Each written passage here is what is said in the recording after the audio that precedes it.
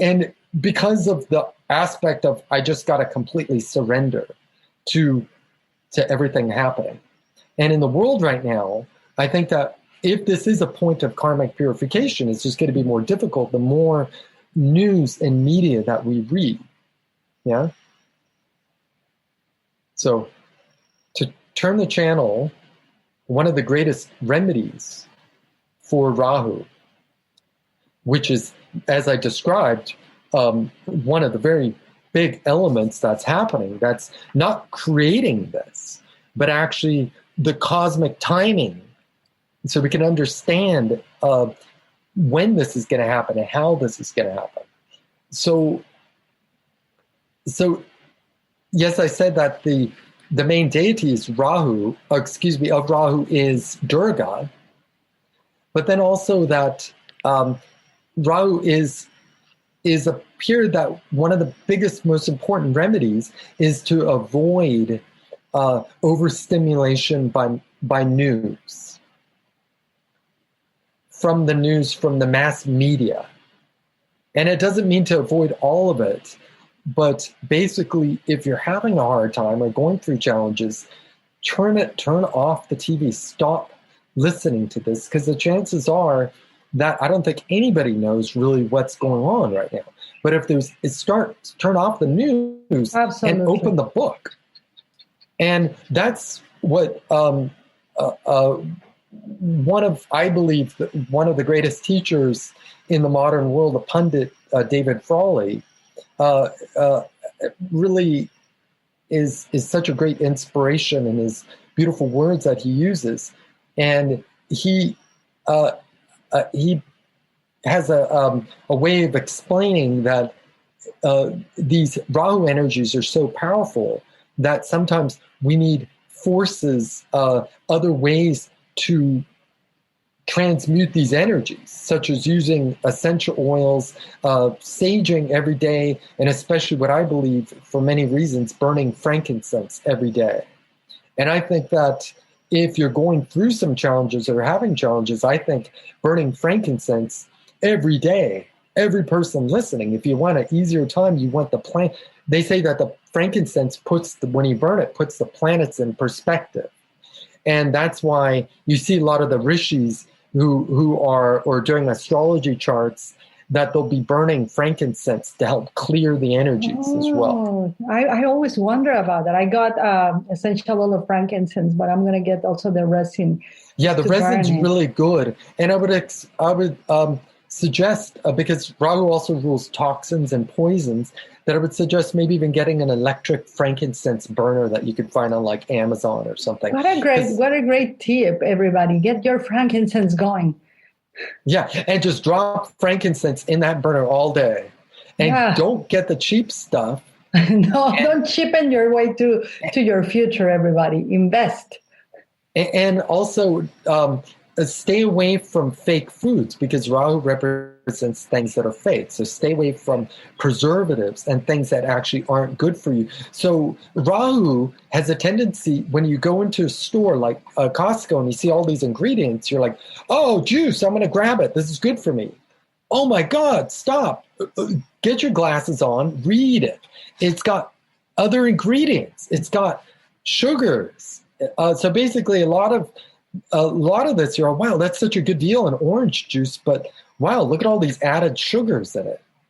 So you got to be so careful. And that part of raising the vibration during this time period. Wow, is to be careful. This is so powerful. Yeah. In a nutshell, let me just for letting people know. So the key thing here is stay away from deception. And it's so clear for us to understand what deception is. The news, bad news, the negative people that have zero optimism, the people that keep telling you, no, you can't, we're going to be doomed for the rest of our lives. Anything that brings you into deception, anything that brings your energy down, that's a signature, that's a sign for you to just move into a more optimistic, more clear practice in eating, in thinking, in what you ingest, spiritual, mentally, emotionally. Investigate. research. Remember that ignorance is the most expensive than education. So I love that this was a masterclass, Peter. I can't thank you enough for your time, but tell me very quickly. So the remedy, frankincense, from his Vedic perspective, I got the essential oil, but I'm going to get the resin. Tell me, what do you foresee with these? Let's say that everybody enough people going to this awakened state of intentional creation, intentional use of creativity. They do the inner work. They begin to exalt the good, right, in life, etc. What do you see in your charts for the future of humanity? Okay. Well, I'm just finishing up this part. Let me jump into that. Awesome. Okay? Thank you. I'm so excited. Yeah, no problem. Because I'm speaking about the remedies of Rahu, basically, or Perfect. to how, not the remedies for Rahu, but they call it more the how to balance the negative influence of Rahu. Okay. Beautiful. And too much stimulation is not good. So Durga, one thing that we need to do is we need to cut out the fear, because if we cut out the fear in life, and that's what's happening right now. The world is in such fear and panic. And that's Rahu, Panamania. That Rahu rules Panamania. And it's in the highest point of the sky. Good Lord. We have to be able to see this. Now, so burning frankincense helps clear the energy, helps to clear the air, basically. And, of course, Durga is good to do the mantras for Durga. But also to learn about Durga, to learn about frankincense, to just do research on it and to find out, well, how does it work? And you'll find many papers that people have done that actually shows that frankincense cures cancer. You know, we can really look deep at these matters and really understand things in a really deep perspective, okay? So what I wanted to say, this is a kind of, I should have a bell and ring it because this is an important point. The Maha Mrityunjaya mantra is the mantra that was designed thousands of years ago, that's been written in the Vedic text, it to help remove fear. And that mantra, even if you're playing it in the background, I'm happy to give you a link. And I'm going to write kind of a recap of a lot of the things that we talked about. Send it to us so we can post it for everybody to have it. There's a beautiful version, many beautiful versions of the Maha Mrityunjaya mantra. So if this is going on in your consciousness, turn off the TV of negative news and turn on the Maha Mrityunjaya mantra, and then make dinner, lunch, burn frankincense, do whatever it is that you need to do. Okay? So I was talking so many different things: the mystical power of the Nagas, the cycles of the Yugas, where we are in the cycle, the misconceptions of where we are in the cycle, how we can learn about that ancient wisdom from the past that'll help with the challenges from the future, in this time of great karmic purification in a lot of ways. But it is a double-edged sword. So we are actually in an ascension cycle and actually doing really good. So, and I spoke about Rahu and Ketu, the north node, the south node of the moon, how they're in this part of the sky that's called Ardra and Mula Nakshatra, which is a lot about pulling the roots out and survival, and Ardra and Rudra and Nariyati, a deity that is about calamity, everything that's kind of happening right now. But there's a couple more quick things that I'll try to speed through them a lot faster. I didn't think that it would take so long, but I'm just going to kind of briefly talk about this because this is kind of something that's very important that's happening right now. I think this is such a gift. Thank you for your time. No, I'm so grateful because this is really for everyone that is listening. Just take your time. If you need to pause the podcast to make notes. I want to just turn on a light really quick. Can you hold on for a second? Yeah, sure. In the meantime, I'll, everybody, it's because we're recording a video. We don't know if we're going to post it, when we're going to post it, actually. And so he's in Hawaii and it's getting darker over there. But truly, this podcast, Peter is giving us a masterclass on Vedic and Jyotish astrology, on teachings from the planets. It's the most ancient astrological school that we can check the weather, the planetarian weather, and see how the cycles of the universe, the cycle of our humanity work. So he's coming back. And so just put pauses, make notes, investigate research, and enjoy. And Peter is back. Yeah. Hi, how are you? So a couple of the big events that are happening astrologically right now, because I wanted to kind of get back and to kind of show in humanity where the course of humanity is to just kind of give us hope. But we're in this cycle that is called the Kala Sarpa Yoga. Okay. And even many priests, many people, many astrologers know Amma, the hugging saint, and many people know that we're in this cycle that's called the Kala Sarpa Yoga. And what happens in the Kala Sarpa Yoga, I'm just going to grab a chair really quick, is that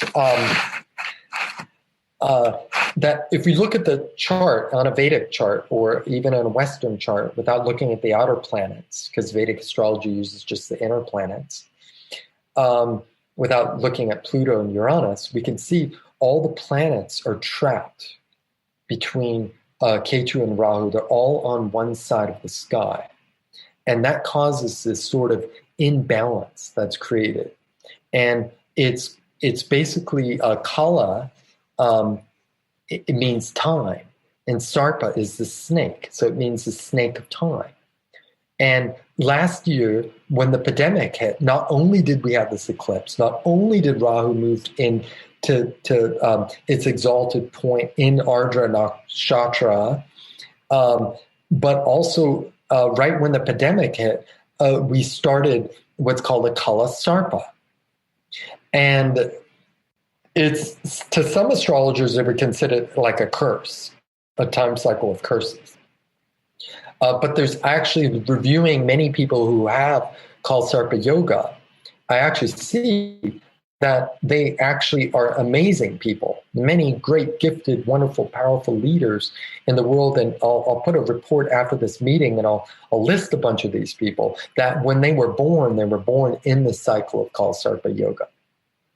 And a Kala Sarpa Yoga is like the snake, where we all feel right now like we're being pushed to the side of the room, to the back of the room. You know, we all feel restricted. Why? Because Ketu and Rahu are like, ha, ha, ha, and they're pushing us. All the planets basically are on the other side of the sky. So people, as we really can feel this, that during Kala Sarpa Yoga, it can create this sort of fear, like there's a snake in the room. Right? When all the planets are squeezed and sandwiches on one side of the sky. But as soon as one planet moves outside, Kala Sarpa is broken, right? So this happened it started actually about January 10th, and it goes to the 25th as well. And then the moon comes in between, and Kala Sarpa is broken. And then back in February 6th to the 21st, and once the planets cross over and then they move, the faster moving planets, then they change direction. And then March to the 20th, then again, we have another Kala Sarpa Yoga. And then the last Kala Sarpa is at April 1st to the 13th. And go through this kind of roller coaster ride, in and out. And you're asking, like, what's happening right now? Well, I look at the Kala Sarpa Yoga, and it looks like Kala Sarpa Yoga energy is amplified through fear, basically, and through unresolved karmas as well. A lot of astrologers, a lot of people believe that unresolved karmas in the world.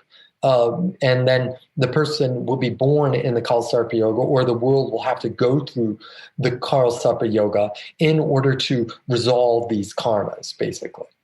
And so right in basically February 25th in 2020, right when the whole country went into lockdown, that's when this Kala Sarpa Yoga started in 2020, and it went all the way until about June.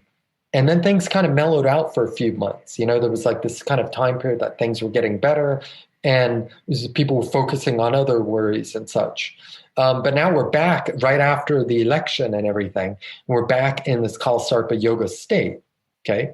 Now, I spoke about, this is very important for everybody here, because I feel like not only does this Kala Sarpa that can kind of interfere our divine energies, that we must be really strong during this time period. But also, when the world goes through Kalsarpa Yoga, as it is right now,